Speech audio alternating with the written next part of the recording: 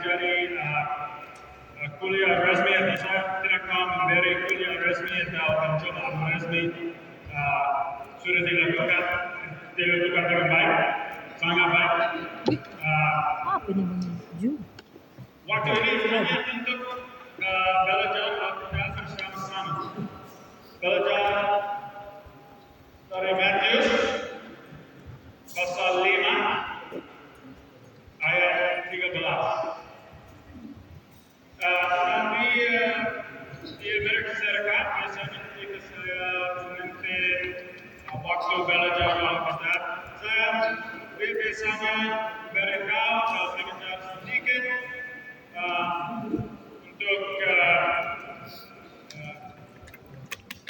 kita semakin memahami teks, semakin memahami firman Tuhan itu. Kemudian ada diskusi ya. So saat ini saya akan menjawab sedikit, tapi nanti waktu pertanyaannya, kalau saya bilang saya menjawab nanti ngomong aja sama istrinya udah mungkin rasa beda tidak setuju, bisa beritahu, bisa bertanya, bisa menjelaskan perbedaan. Masuk kalau mau belajar ke sana sudah belajar bersama, tidak hanya mengajar. Ya. Oke, buka Alkitab kepada Matius ayat pasal 5 ayat 13 ya.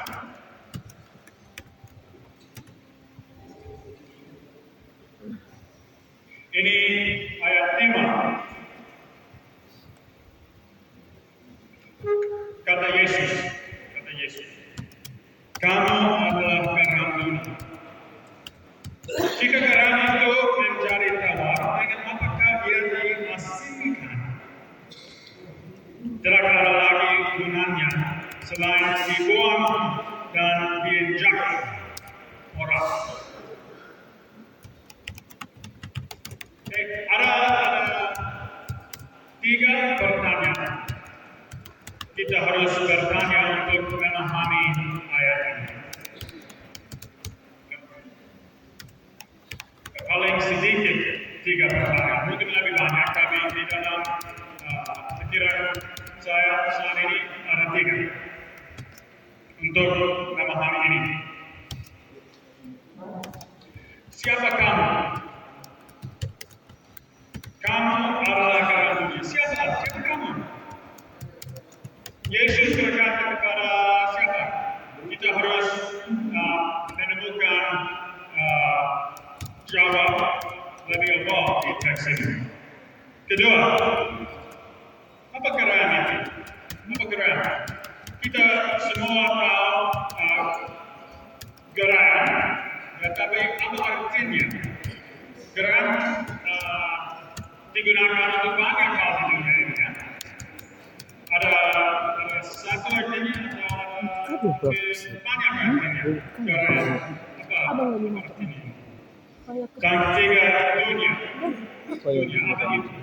Di dalam Alkitab ini kadang-kadang dunia berarti hanya orang yang jahat atau orang yang tidak percaya kepada Yesus. Kadang-kadang dunia berarti semua orang, Kristen dan orang yang tidak Kristen. Apa artinya? Untuk ayat ini itu pertanyaan 3 pertanyaan. Dan untuk menemukan jawab, kita harus baca daripada awal pasal 5. Kita harus baca ucapan bahagia dari Tuhan Yesus. Kita tidak memahami ayat ini, ayat pasal 5 ayat 13 tanpa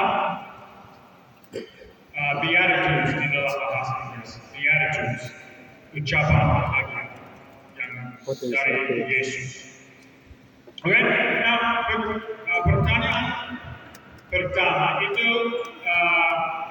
lebih mudah, cepat sekali bisa dijawab cepat sekali. Right? Pasal 5 ayat 1 dan 2. Ketika Yesus melihat orang banyak itu,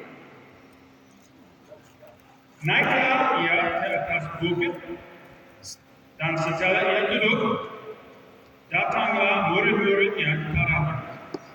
Maka Yesus pun mulai berbicara dan mengajar mereka. Katanya, mereka di dalam bahasa Indonesia ini mungkin kurang jelas siapa mereka. Apakah itu banyak orang banyak yang ikut Yesus dan juga murid-murid atau hanya murid-murid. Untuk khotbah di bukit ini yang Yesus berkhotbah, dia berkhotbah kepada murid-murid aja. Dia berkhotbah dan mengajar murid-murid. Ya, ada banyak orang yang sekeliling tempat itu, ada banyak orang yang bisa dengar pengajaran itu, tapi pengajaran itu hanya untuk murid-murid Yesus Kristus. Makanya ketika Yesus bilang kamu adalah terang dunia, dia tidak maksud Yesus bahwa semua orang yang dengar pengajaran Yesus dan lakukan pengajaran Yesus berbuat baik adalah terang dunia. Karena ada banyak orang di dunia ini yang baca Alkitab dan baca kata-kata Yesus dan menurut banyak orang, pengajaran Yesus bagus untuk masyarakat, bagus untuk bangsa, untuk budaya. Tapi saya tidak percaya kepada Yesus sebagai Tuhan. Ya, bisa ikut beberapa undang-undang, beberapa hukum dari Yesus, beberapa pengajaran dari Yesus, tapi tidak percaya kepada dia untuk keselamatan. Oke? Maksudnya adalah banyak orang yang bisa membaca khotbah di bukit ini dan lakukan pemerintah yang di dalam khotbah ini. Perintah yang di dalam khotbah. Tapi mereka belum garam di dunia. Bahkan perbuatan sama dengan perbuatan Kristen. Mereka tidak atau belum garam dunia karena belum iman, belum percaya kepada Yesus sebagai Tuhan. Sebagai penebus yang mati di salib dan bangkit berdiri selalu 3 hari. Oke, kamu jawab pertanyaan pertama. Kamu adalah murid-murid Yesus. Dan murid-murid Yesus ini adalah semua di waktu Matius pasal 5. Murid-murid adalah murid-murid 12. Ya, tapi hari ini murid-murid Yesus adalah selalu yang percaya kepada Tuhan untuk keselamatan.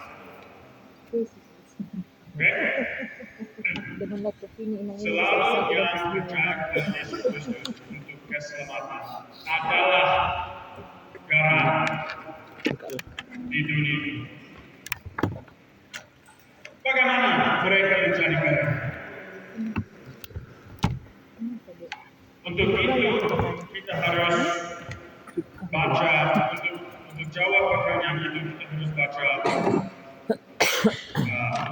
berbahagia atau beatitudes.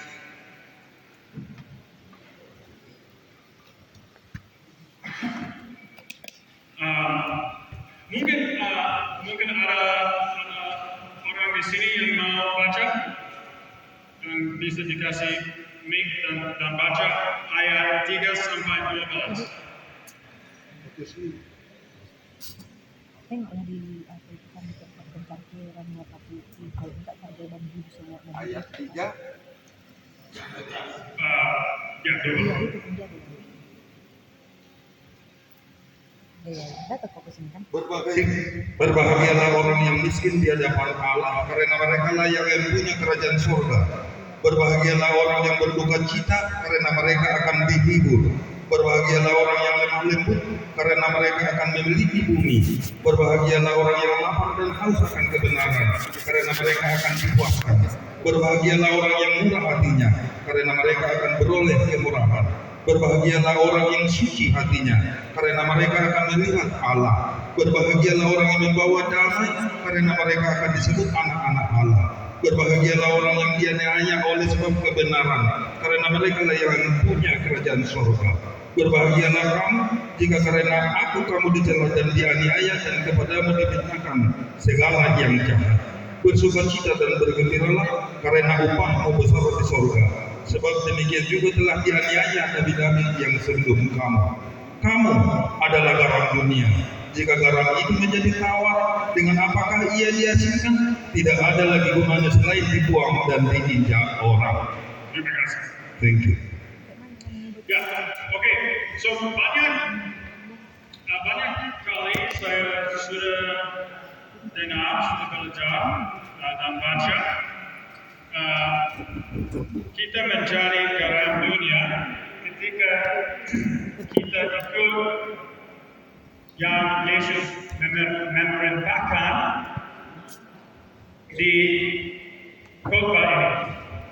Yang diperintahkan dari Yesus adalah di khotbah ini adalah ditulis di dalam pasal 5 ayat 17 sampai pasal 7 ayat 6 dan ada beberapa kata penutupan nanti. Oke? Saya rasa biasanya orang Kristen pahami kalau kita lakukan perintah yang di dalam ini, khotbah ini, kita menjadi garam dunia. Tapi kalau baca pasal 5 ayat 3 sampai ayat 13, ayat ini kamu adalah garam sesudah beatitudes, langsung sesudah beatitudes, ya. Ada 9 berbahagialah, dan oleh karena kita terima bahagia dari Yesus, kita menjadi garam dunia. Maksudnya Yesus Kristus menjadikan kita garam dunia oleh kuasa firman Yesus, bukan oleh kuasa perbuatan baik kami. Ya, nanti kita harus ikut pengajaran di khotbah ini. Tapi kita harus menjadi garam dulu. Kita menjadi garam, lalu buat perbuatan yang dunia ini, yang diperlu oleh dunia ini. Oke, so saya mau menjelaskan sedikit. Mungkin ada pertanyaan atau diskusi tentang ini. Kamu adalah murid-murid untuk menjadi garam dunia harus punya iman dan percaya kepada Yesus Kristus oleh kuasa Roh Kudus. Tanpa iman, tanpa kepercayaan tidak bisa menjadi garam. Okay? Dan juga bahagia ini menjadikan kita karena ada diskusi tentang pertanyaan besar. Ya, tolong kasih.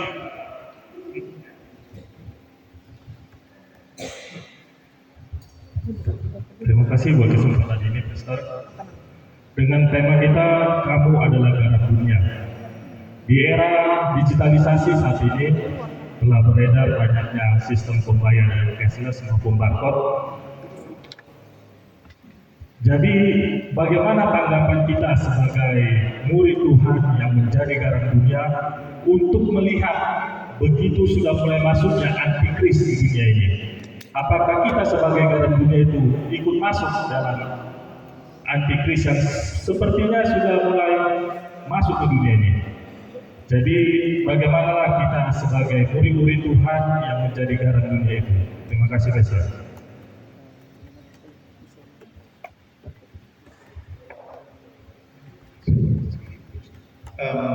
Pertanyaan tadi dari Pak siapa? Mustafa. Jadi barcode itu apakah tadi sudah dianggap sebagai antikris atau gimana? Apakah itu memang? So what he understands, what is like an antichrist? So what do you think is weird? So you should explain it.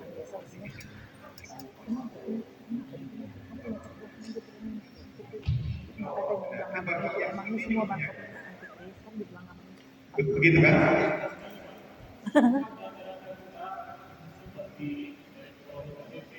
Iya, yang semua kan? Ya, menggunakan semua barcode itu kan semua itu kan data file kita semua sudah diterima di ya kita tidak tahu di mana simpan. Apakah itu sudah menjadi salah satu antikris tadi itu 166 tadi itu sudah mulai datang ke dunia ini dan kita ditunjuk sebagai garam dunia. Oke. Nah, bagaimana kita menanggapi bahwasanya kita ingin murid Tuhan Yesus yang sudah menjadi garam dunia itu? Apakah kita harus tidak mengikuti hal itu? Tetapi kalau kita tidak mengikuti, kita tidak bisa melakukan apa-apa di dunia ini. Ya, kalau begitu sepertinya Bapak sudah memahami bahwa barcode itu sudah pasti antikris. Yes. Jadi ini mungkin untuk kita tanyakan juga apakah itu memang bagian dari antikris atau tidak. Ya. Kan begitu ya. So, the question is, what he understand maybe Situ ada sih. somewhere barcode something is wholly real. Kita harus tahu kan, Tuhan. So, it's Apa pertanyaan? Bagaimana tanggapan kita sebagai garam dunia Udah menanggapi sesi pertanyaan rupanya. tentang barcode? Apakah itu termasuk antikris? and it is so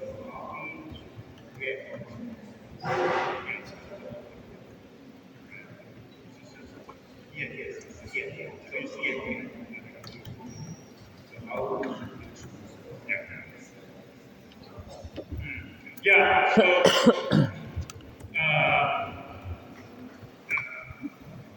Iya, karena kita kan itu bagian dari antikris. mengenai tentang ini, tentang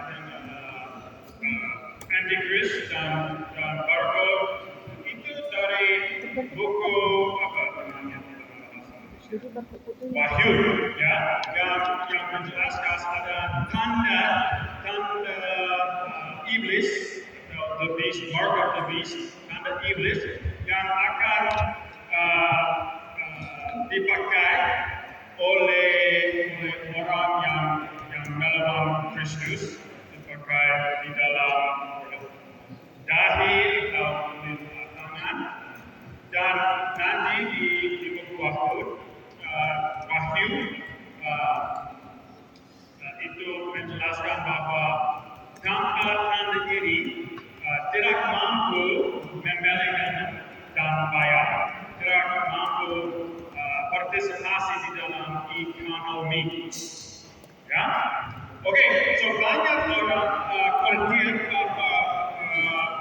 disebut seperti itu adalah tanda iblis tersebut. Ya, tanda iblis tersebut. Di Amerika Serikat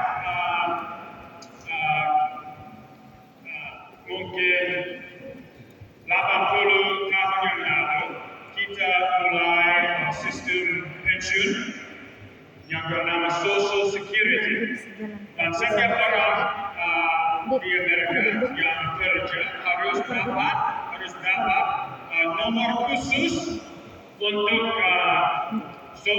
pensiun, seperti nomor BPJS, BPJS, ya, seperti itu. Dan waktu itu banyak orang Kristen khawatir bahwa nomor ini adalah tanda iblis, ya. Dan saya rasa itu hal yang baik untuk menjaga jiwa kita dan Mana aku yang ngajarin? Aku yang ngajarin. menjadi hati-hati di dunia ini atas hal yang bisa menjadi tanda iblis dari Kan bang kata. wahyu. Ya, dan tapi juga kita harus menjaga Karena itu jiwa kita karena Baru kita kan bisa kita lah di lihat banyak tanda iblis. Kan 4 tahun juga di sini. Kita lihat, ada iblis di situ, ada iblis di situ, ada iblis di situ. Baru kan juga kita belajar kan. Dan nanti orang-orang Kristen mereka lihat iblis di seluruh tempat, tapi mereka tidak lihat Yesus. Right? Kita berkata tentang iblis dan kurang lagi berkata atau mengproklamasikan menyebarkan kabar baik tentang Yesus. So saya rasa bahwa sistem ekonomi yang pakai barcode atau nomor khusus belum tanda iblis dari orang lain. Belum. Ya, kita bukan. Tapi nanti mungkin. Alright, hal yang kita harus Masih kok pernah bang baru-baru masih kok udah kesini bapak ibu.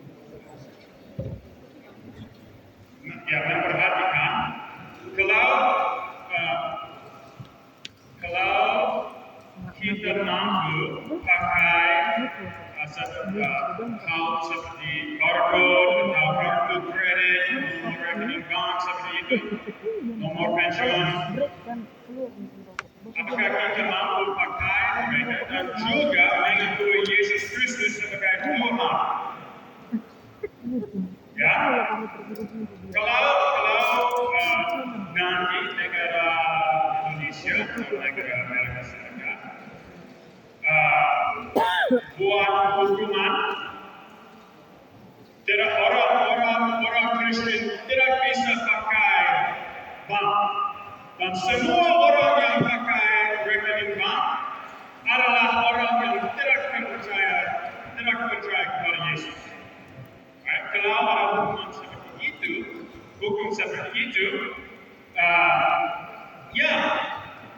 mungkin untuk mengakui Yesus dengan jelas dan benar, kita harus menderita. Ya, tapi saat ini saya rasa barcode dan nomor seperti itu belum. Bukan, dan juga yang lebih penting daripada menghindari tanda salib, yang lebih penting, sangat lebih penting daripada menemukan tanda salib adalah memahami tanda Kristus. Kalau kita terima tanda Kristus, kita bisa pasti bahwa kita sudah memasuki keluarga Tuhan. Apa tanda Kristus yang memberikan kepada kita sungguh-sungguh di dalam keluarga Tuhan? Apa tanda itu? Boleh jawab apa tanda? Buah-buah Roh Kudus itu, Pak. Apa? Buah-buah Roh Kudus. Roh Kudus. Iya. Bagaimana kita terima Roh Kudus? Sebagaimana Galatia 5 ayat 26. Buah-buah roh, Pak. 22. Ayat 22. Buah-buah roh. Buah-buah Roh itu, Pak. Ya, yang ditanya bagaimana kita bisa menerima Roh Kudus atau bagaimana supaya ada Roh Kudus itu, buah Roh Kudus itu dalam hidup kita. Itu Pak Saud berbalik lagi mempertanyakan. Ya. Baptisan. Kalau kita terima baptisan, ketika kita terima baptisan, kita tahu, sungguh-sungguh tahu dengan pasti, kita adalah anak-anak domba-domba Tuhan. Dan lalu kita hidup di dalam baptisan kita dan menjadi garam dunia. Dan orang yang hidup di dalam baptisan, hidup di dalam Roh Kudus, tidak bisa terima, tidak mampu terima tanda salib, tanda beast.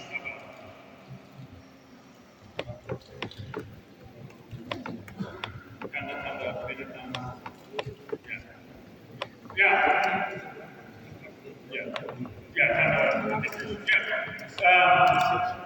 Tidak mampu karena kuasa Roh Kudus lebih besar daripada kuasa Antikristus. Ya, tapi kita semua mau mengakui Kristus dan ada hal yang di dunia ini yang kalau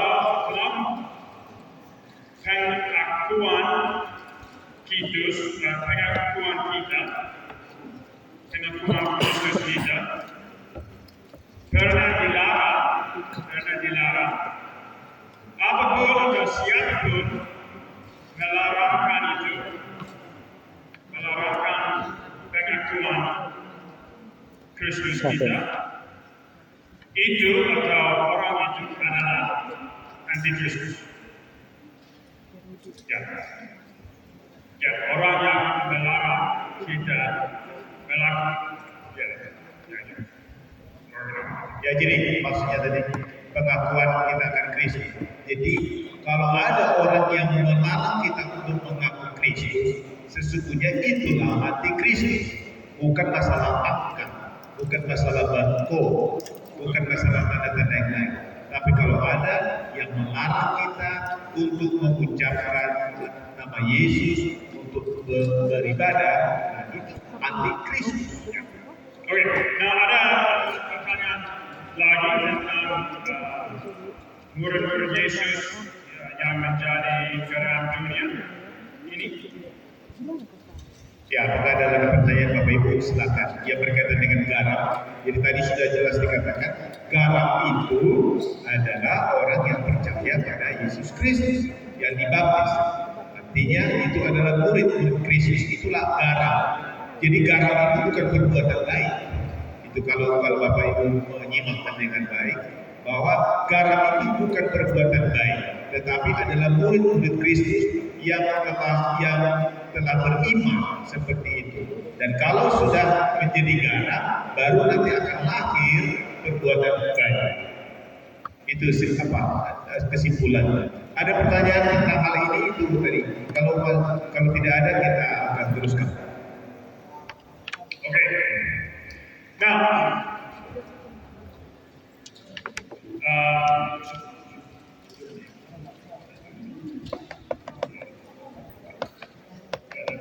Kok baru semua kita kuliah? Kenapa kita di sini orang penting? Ucapan bahagia ini ada 9 ucapan bahagia di beberapa bukti ini. Dan ucapan bahagia ini tidak bukan perintah. Banyak kali orang baca berbahagialah orang yang berduka cita karena mereka akan dihibur, right? Itu ayat dasar. Banyak kali saya sudah dengar, itu berarti kita harus berduka cita. Kita harus berduka cita. Kita harus sangat berduka cita, sangat keras dan berteriak. Kalau kita lakukan itu dengan baik, lalu kita akan dihibur. Tapi itu bukan seperti ini. Right? Yesus menjelaskan adalah orang dengan kondisi, dengan syarat. Oke, seperti ayat 3. Berbahagialah orang yang miskin di hadapan Allah. Orang yang miskin di hadapan Allah. Ini tidak perintah. Ini Yesus menjelaskan keadaan di dunia ini. Right?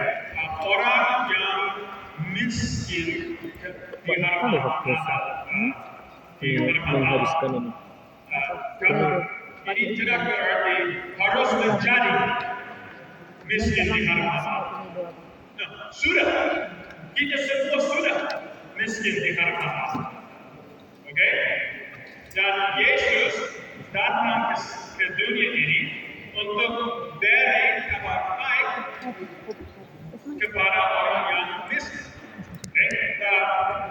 Saya mau lihat orang miskin di depan Tuhan di Matius Kuena di hari pasal walu 11 walu ayat 8 kali 2 kita kali baca 2. orang miskin lagi. Beri dia malam. Ini aja Pak. Beri mau. Beri. Nanti kan. Ini ketika orang Yohanes Baptis di dalam ditaruh kan nanti. di dalam penjara. Nugget malah kita semua. Dibuka lagi. Baik, dan dia kirim orang-orang kepada Yesus untuk berarti Kali juga bisa. bertanya kepada Kali Yesus. juga bisa. Yesus, apakah kamu orang yang Mana disebut? datang atau kita harus tunggu untuk orang lain? Dan Yesus menjawab pada ayat 4. Berapa tahun lagi nih? Yesus menjawab Gak usah mereka, sering. Hah? pergilah dan katakanlah kepada Yohanes Mana apa posisi? yang kamu dengar dan Posisi. kamu lihat. Orang buta melihat, Coba. orang lumpuh berjalan, orang kusta menjadi Boleh. dapat, orang tuli mendengar, orang mati dibangkitkan, dan kepada orang miskin Bukan satu. diberitakan kabar Itu baik. orang yang sama. Oke, nah Enggak. selalu orang yang terima Gimana? perbuatan dari Yesus di dalam kondisi, ya, di dalam syarat, oke? Tidak ada perintah harus menjadi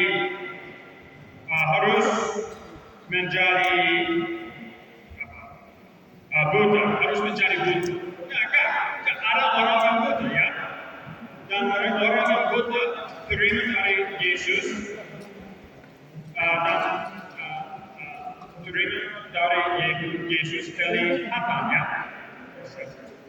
Ya, baik. juga orang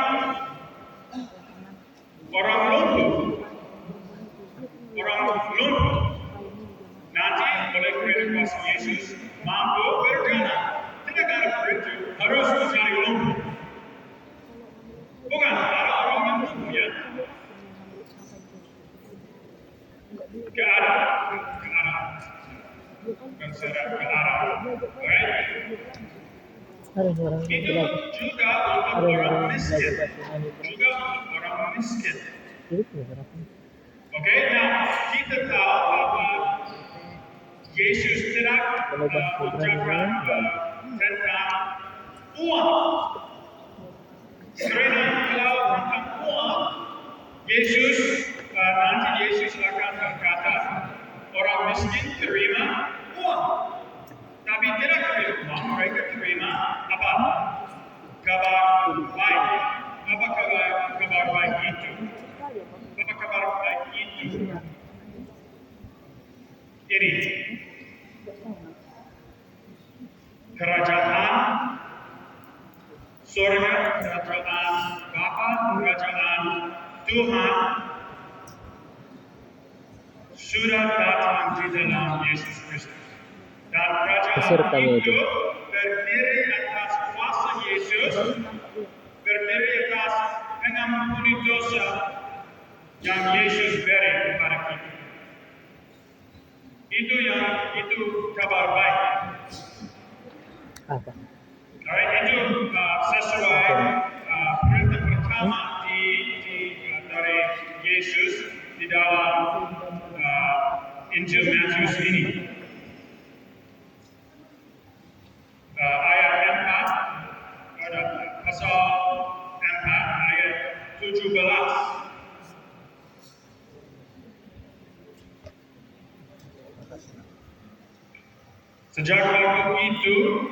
Sejak waktu itulah Yesus memberitakan bertobatlah, sebab kerajaan surga sudah dekat. Okay? So, kabar baik adalah kerajaan surga dekat di dalam Yesus. Nah, kerajaan surga, kerajaan Yesus Sama aku cari satu. tidak Sama aku cari ada satu kopi. seperti kerajaan Inggris.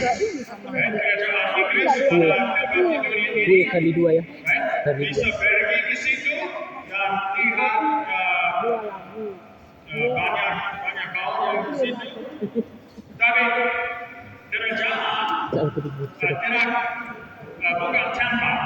Orang Kerajaan berkali itu. di dalam Alkitab ini, kerajaan Yesus, kerajaan surga itu adalah caranya Yesus memerintah dunia ini. Caranya dia pakai kuasa. Caranya dia putuskan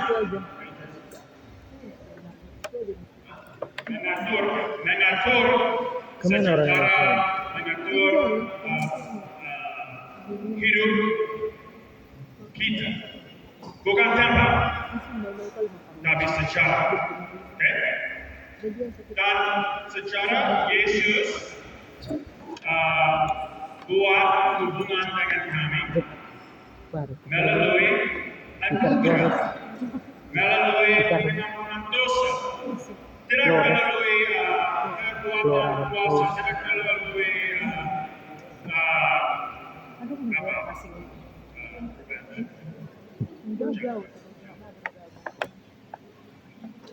kehakiman. Alright? Mungkin bagaimana saya akan terjemahkan sedikit.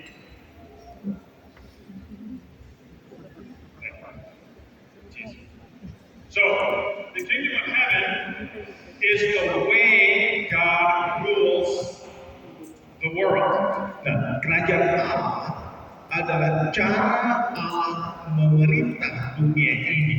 Kalau disebut kerajaan Allah itu adalah cara Allah memerintah dunia ini. Okay? And especially the way God rules over the church. Dan secara khusus Allah memerintah dunia ini atas dunia ini melalui gereja atau di dalam gereja. And how does Jesus rule and lead his church? Dan bagaimanakah Yesus memerintah dunia ini dan memimpin gerejanya? How does he win for himself a people? Dan bagaimanakah dia memenangkan orang-orang bagi dirinya? It is through grace alone. Dan itu hanya melalui kasih karunia saja, melalui anugerah saja. And this is what Jesus means when he says, "My kingdom is not of this world." Dan itulah apa yang katakan Yesus, kerajaan bukan dari dunia ini. Right? So how do kingdoms of this world keep their power? Nah, bagaimanakah dunia ini menjalankan kekuasaan? How do they keep order in the world? Bagaimanakah dunia ini pemerintah dunia ini dalam melaksanakan kepemimpinannya atau pemerintahannya?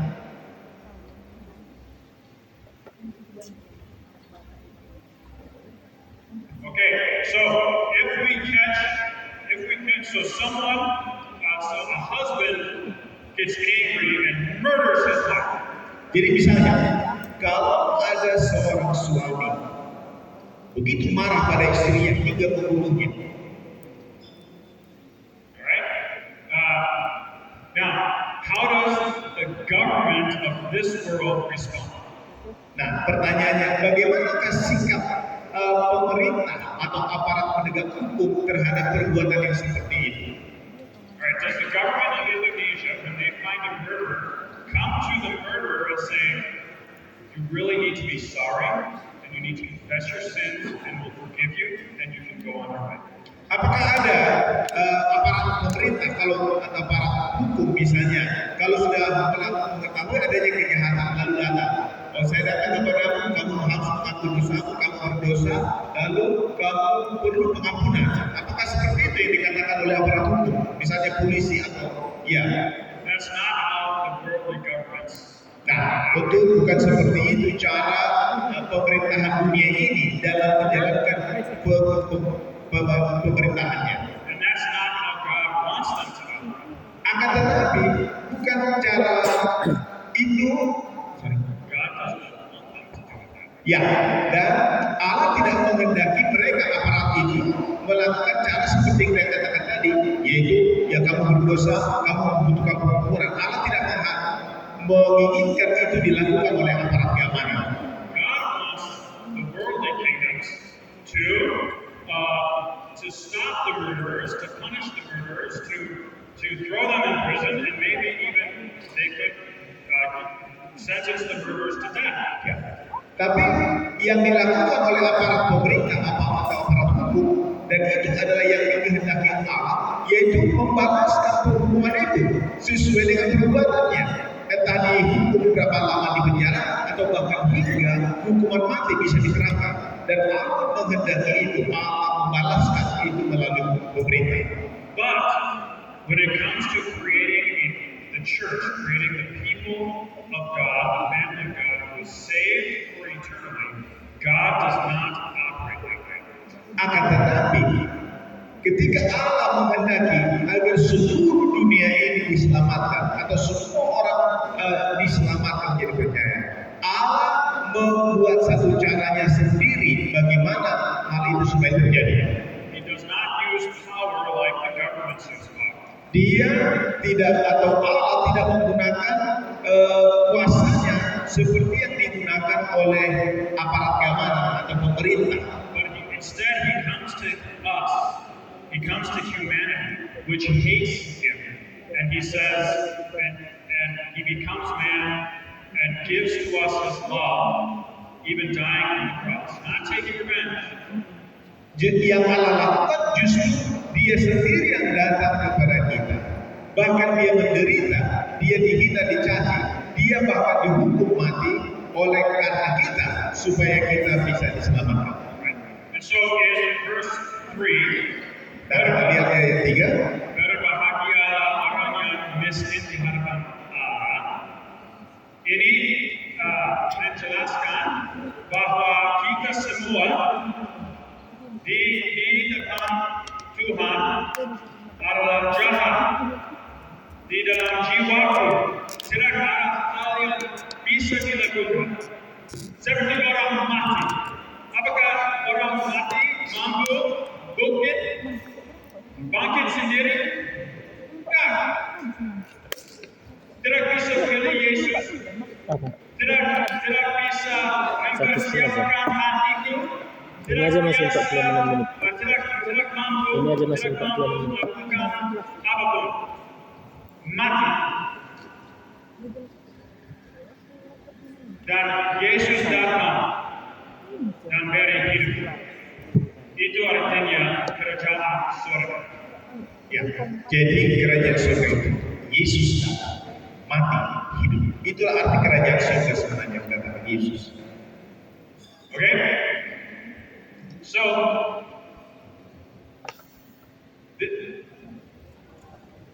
ayat ketiga ini adalah ayat pertama khotbah di buku. Ya, ayat pertama. Ya, biasa hal yang dikata pertama itu sangat penting. Dan untuk semua khotbah di buku ini, khususnya untuk ayat pasal 5 ayat 13, kita harus memahami ayat 3 ini. Berbahagialah orang yang miskin di hadapan Allah. Ini keadaan yang sudah terjadi, yang sudah ada. Yesus menjelaskan semua orang di dunia ini, semua orang adalah miskin di hadapan Allah. Tapi ada bahagia. Orang yang miskin di hadapan Allah akan terima kerajaan surga. Karena apa yang dilakukan oleh Yesus.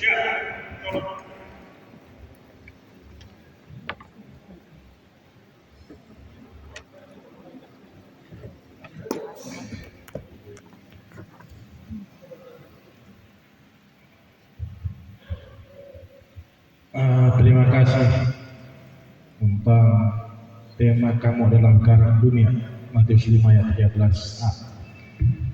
Tadi selama ini saya salah mengkhotbahkan ini.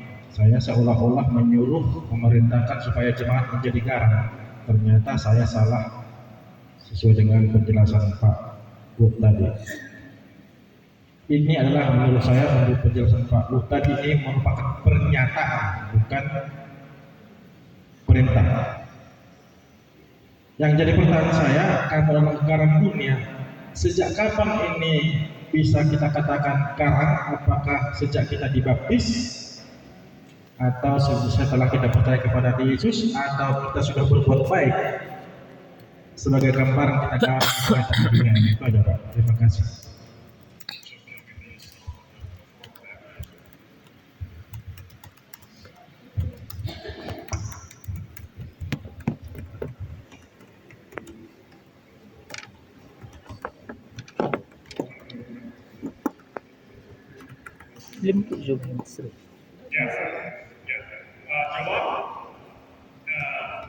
Jawab.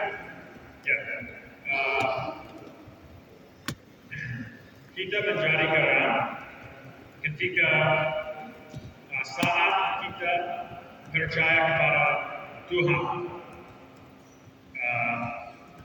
dan juga kita menjadi garam ketika kita melakukan perbuatan baik. Right? Tapi tanpa iman, tidak ada perbuatan baik. Tanpa iman. Okay? Untuk perbuatan kita menjadi garam dunia, kita harus percaya kepada Yesus dulu. Okay? Dan kalau kita percaya kepada Yesus, tapi nanti tidak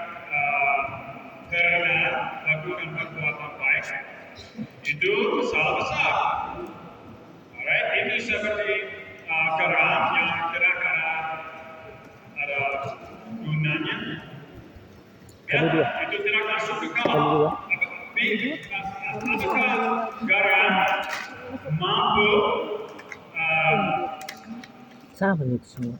rasanya? Apakah garam mampu hilang rasa? Semua sama-sama. Sini aja kasih.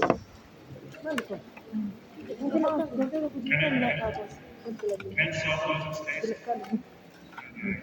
Jadi garam apakah bisa garam itu kehilangan rasanya atau citranya? Atau ya rasa garam itu bisa hilang nggak dari garam itu sendiri? Well, that's interesting because salt is sodium, which really cannot lose its taste. If salt loses its taste, something was wrong with the salt. Ya, sebenarnya garam itu adalah dari sodium. Jadi ya sebenarnya kalau itu dari sodium itu tidak mungkin bisa kehilangan rasa aslinya, rasanya. Nah kalau ada garam yang hilang, itu pasti ada sesuatu yang salah dengan garam itu. Okay? So it's a thing that does not make sense. Salt without taste. That's Jesus, the point of what Jesus is saying. Nah, jadi adalah hal yang sebenarnya tidak mungkin garam itu kehilangan rasa karena itu menyatu, melekat. Jadi ini sebenarnya yang Tuhan Yesus hendak katakan bahwa garam itu tidak mungkin kehilangan rasa. It's like a light. Would later Jesus describes, you would not turn a light on and then cover it up. Sama seperti Tuhan Yesus juga mengatakan di ayat berikutnya tentang terang. Nah, apakah terang itu setelah kita nyalakan lalu kita taruh di bawah atau kita tutup sehingga Whether seperti kalau saya hidupkan lampu palsu aku, maka itu masuk ke kau nanti untuk letakkan di meja ini seperti begitu. Kelapa. Selama di situ sampai itu mati. Itu bodoh. Ya? Alright. Orang Kristen yang tidak lakukan perbuatan baik tidak masuk ke kau. ya sedih tidak masuk ke kalimat, tidak masuk ke kalimat. Iya. Jadi tidak masuk akal, bukan masuk akal.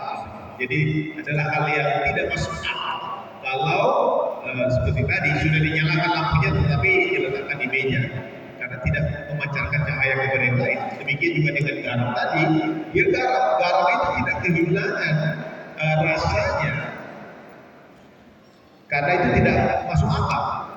So kita menjadi garamnya ketika kita percaya kepada Tuhan. Tapi garam itu harus dipakai. Ya, dan itu dipakai ketika mungkin ketika lakukan perbuatan baik di dunia. Ya. Oke. So kita di ada pertanyaan banyak boleh. Ada pertanyaan lagi? Oh iya, pendeta Stefus setelah itu nanti Sini, Pak. mungkin satu hari aja dulu. Ya, satu hari aja silakan. Ya.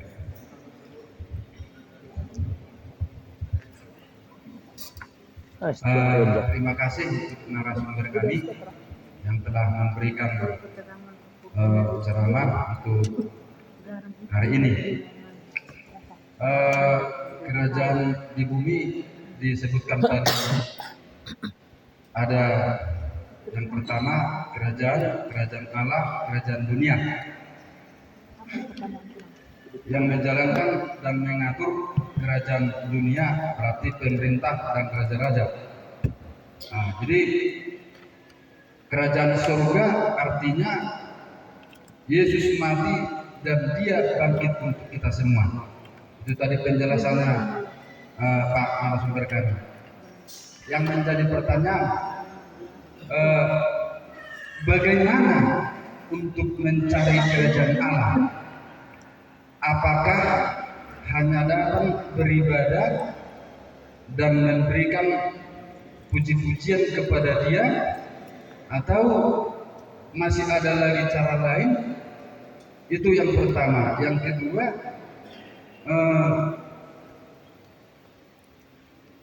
apa itu kerajaan Allah? Karena tadi penjelasannya, apakah kami salah dengar? Kalau kerajaan Allah itu, kalau hanya Yesus mati dan Dia bangkit untuk kita, ya apakah masih ada tanggungannya dari sana? Terima kasih, itu yang kami pertanyakan. Hanya mengatakan dan tidak melakukannya. Apakah kita termasuk bagian dari Ya, atau apakah kita tahu dan sudah tahu yang harus ya, bagaimana kita menemukan kerajaan Allah, ya? Oh, mencari, mencari, ya. jadi kita tidak melakukannya. Saya rasa Alkitab ini menjelaskan kepada kita, Apakah kita termasuk bagian dari garam itu? kita telah mampu mencari kerajaan Allah. Bahkan kita sudah mengatakan Sampai kerajaan Allah Bukan sebenarnya terekam punya itu. itu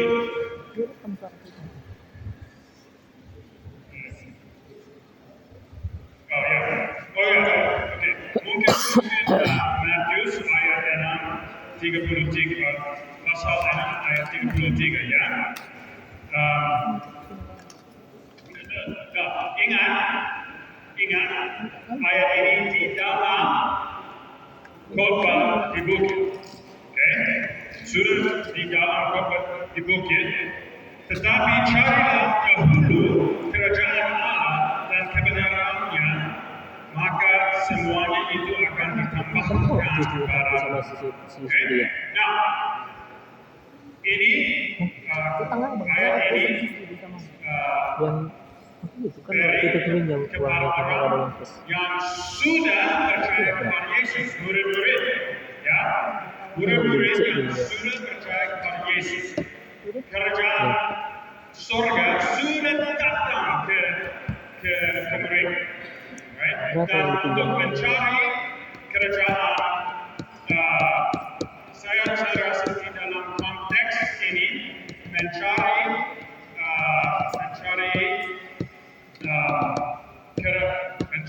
kerajaan surga berarti terima kerajaan surga. Karena kerajaan surga selalu datang kepada kita dari Tuhan. Itu dijelaskan pada surat Roma yang ditulis oleh Rasul Paulus, ya. Semua yang ambil nama Tuhan akan diselamatkan. Semua yang ambil menyerukan nama Tuhan akan diselamatkan. Di dalam buku Roma pasal saya rasa 8. Tapi bagaimana mereka melakukan itu kalau mereka tidak pernah dengar tentang Yesus? Apakah mereka harus mencari? Bukan seperti itu.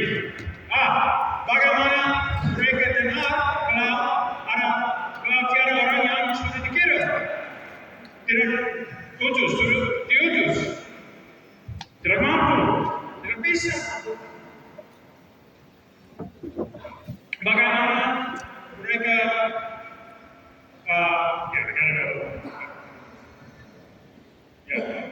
oke? Kerajaan surga datang kepada kita melalui firman Tuhan itu, khususnya ketika itu berkhotbah dari orang pendeta di dalam ibadah, atau adalah orang Kristen yang memberitahu atau menyebarkan Injil Tuhan kepada teman-teman keluarga, saudara-saudara, mungkin teman kerja seperti itu. Kerajaan Yesus, kerajaan surga selalu datang. Yesus tidak tunggu untuk kita mulai mencari Dia.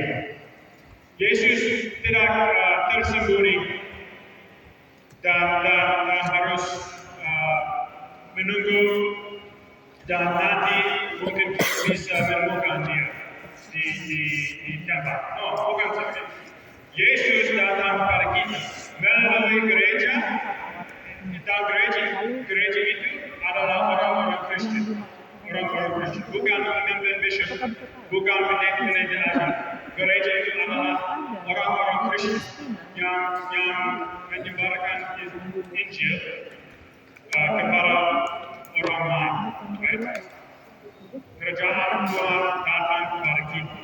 Dan sesudah kita dengar dan Injil itu menciptakan iman di dalam hati kita, kemudian ya bisa mencari, karena kita sudah tahu dimanapun, kita sudah tahu di mana itu bisa ditemukan, karena Yesus sudah datang.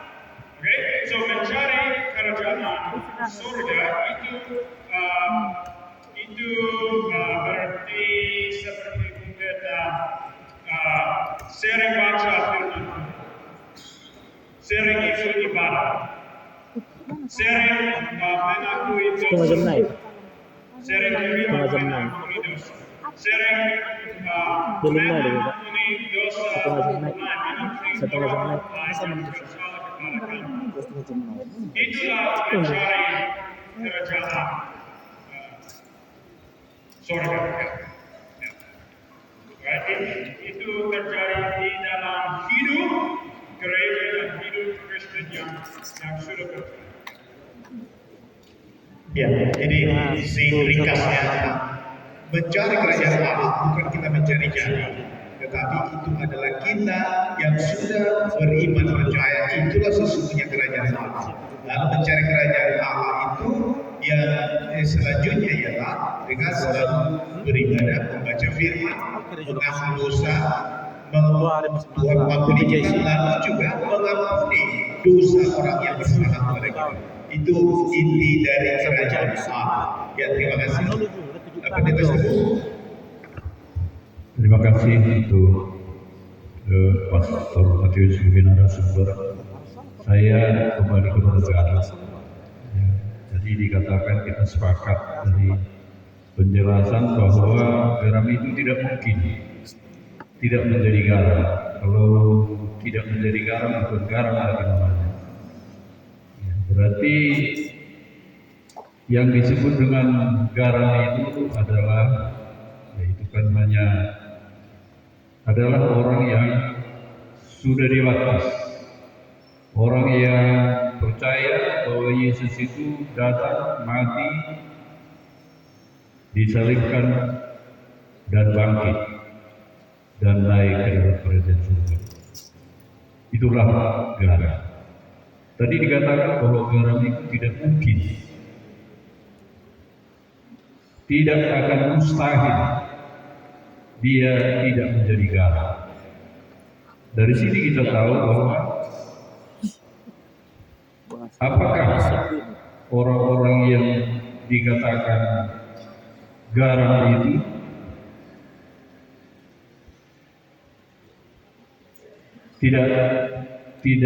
tidak berubah lagi menjadi tidak garam. Dari situ saya bisa tangkap bahwa itu tidak mungkin kan. Jadi seperti kita orang-orang Kristen, apakah tidak mungkin kembali menjadi tidak garam lagi? Jadi kalau dari penjelasan itu berarti mustahil, artinya tidak mungkin, ya kan? Tapi kenyataan di lapangan, ya, makanya ada disebut dengan RPP kan begitu, ruhur-ruhur pembicara. Jadi itu yang mau, ya, yang kurang begitu menangkap bagi saya, sehingga bisa juga dikatakan seperti pemahaman karismatik. Kalau karismatik mengatakan orang yang sudah percaya tidak akan bisa, ya, walaupun dia jatuh dan tidak akan bisa masuk ke pengumuman lagi. Jadi ada grafiknya dibikin, ya, bagi mereka. Jadi sekali percaya tetap percaya. Apakah seperti itu yang dimaksud? Terima kasih.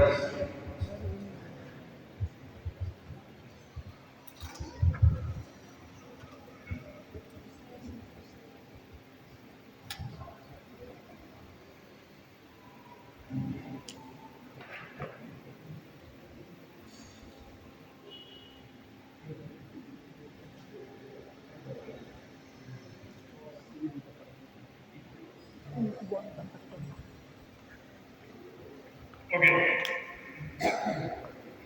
So kalau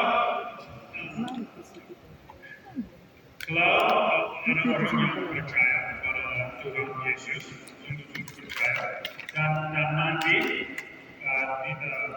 kepercayaan itu mati, dan dia tidak lagi percaya kepada Yesus. Itu berarti bukan bahwa dia karena rasa, dia tidak lagi benar,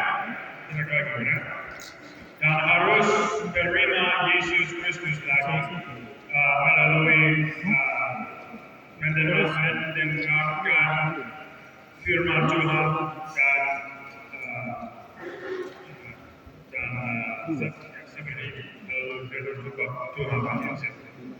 Tapi tentang orang Kristen yang percaya kepada Yesus tapi kemudian tidak ada perbuatan baik, hal yang penting, perbuatan baik banyak kali kita rasa ada orang ini saya tidak lihat perbuatan baik. Oke, karena apa yang saya pikir ada daftar perbuatan baik mungkin beda daripada perbuatan baik yang dilakukan di hidup orang lain. Ya, perbuatan baik antara orang-orang Kristen akan berbeda. Oke? Perbuatan baik saya tidak sama dengan perbuatan baik kamu. Oke? Dan banyak kali kita bisa menjadi sedikit sombong dan rasa perbuatan baik Dia ada sebenarnya dari keluarga dia. harus dilakukan oleh seluruh orang Kristen di dunia ini. Oke, so ini banyak kali itu terjadi dengan orang misioneri seperti saya yang tinggalkan keluarga di negara asli, ya, tinggalkan keluarga di Amerika, pindah ke Indonesia. Banyak kali orang yang melakukan seperti itu, nanti mereka rasa, kenapa lebih banyak Kristen, mengapa mereka tidak lakukan sama? Iman itu kurang daripada iman saya. Tidak boleh sebagai orang Kristen. Tapi itu terjadi bahwa ada orang yang percaya tapi tidak mau melakukan perbuatan baik. Bisa. Itu hal yang sangat bahaya, yang sangat berbahaya. Karena saya rasa nanti iman orang itu akan mati. Oke, so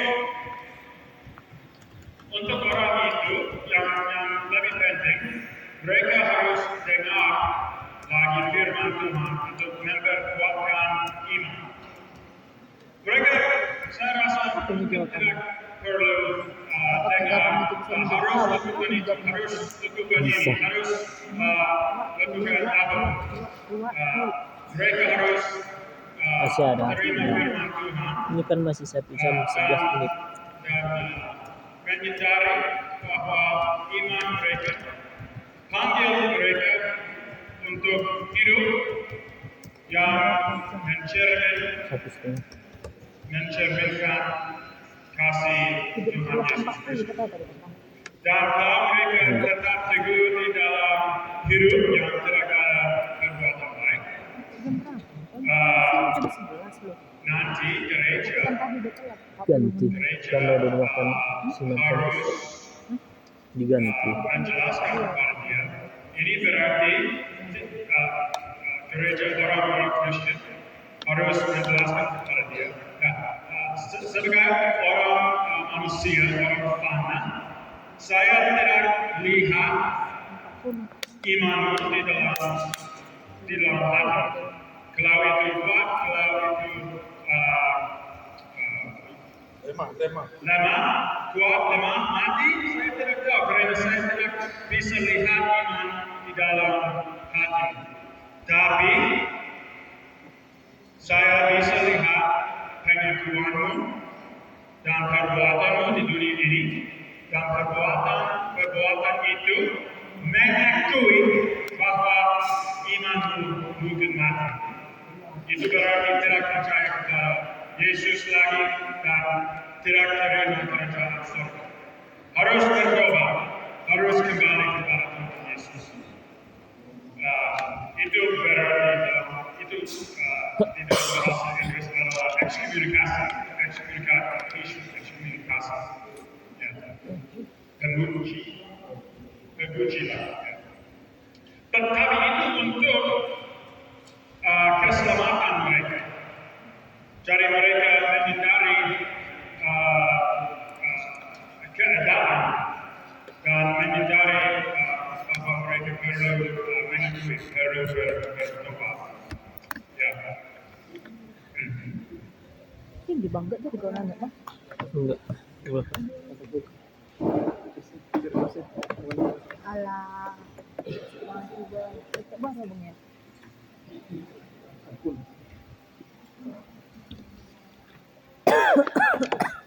Tes, ya, yang mau saya tanyakan kira-kira begini.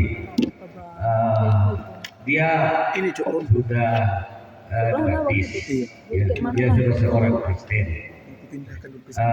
Dia tidak pernah menyakiti orang lain, dia tetap berbuat baik. Tapi dia tidak pernah ke gereja.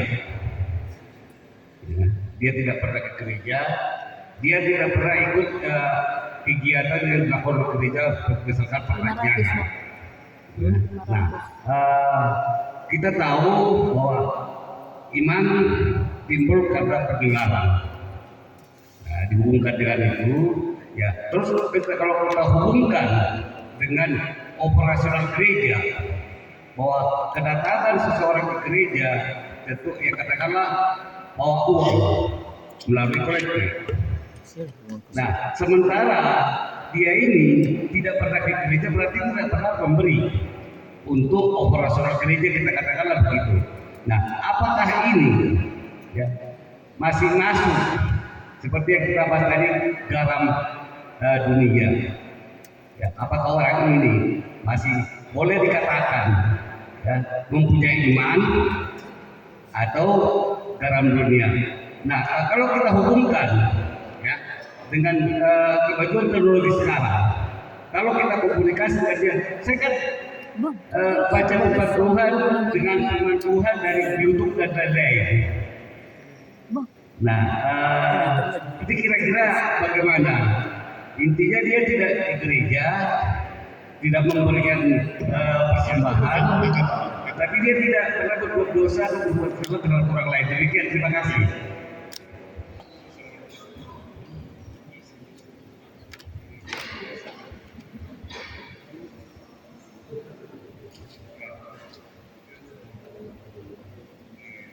Just one cup.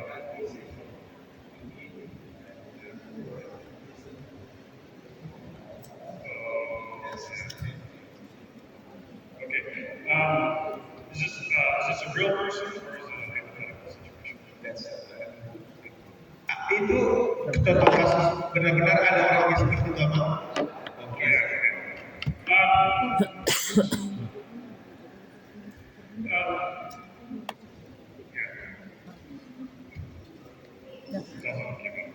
Ada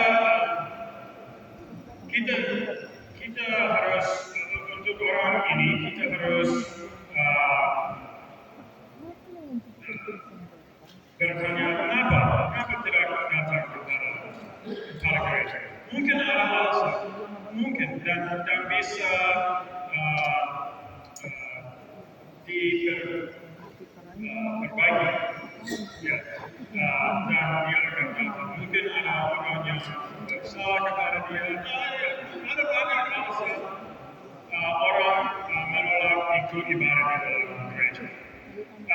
Tapi tidak ada alasan yang bagus. Oke, Alkitab jelas sekali kita harus berjemaah bersama-sama, kita harus berkumpul dan bernyanyi dan mengajar dan memuji Tuhan. Itu tidak pilihan. Itu harus dilakukan. Nah, apakah orang ini kita harus ingat tidak ada orang di dunia yang garam sempurna. Ya, tidak di dalam hidup semua kita semua ada keadaan, hal-hal yang ada dosa yang menjadikan kita curang dan kita tidak ada yang di sini atau di dunia ini yang sekarang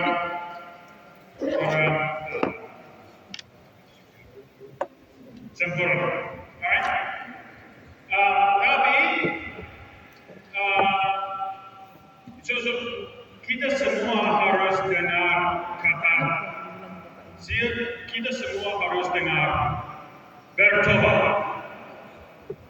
Oke? Tapi kenapa saya harus bertobat? Seperti berbuat baik itu akan beda setiap orang bertobat karena alasan beda. Alright? So orang ini dia menolak pergi ke gereja. Saya tidak tahu semua keadaan ini.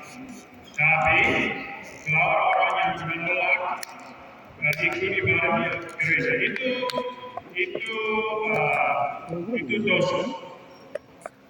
Kecuali dia sakit, tidak bisa jalan, kalau begitu gereja harus datang ke tempat untuk malam ini kan.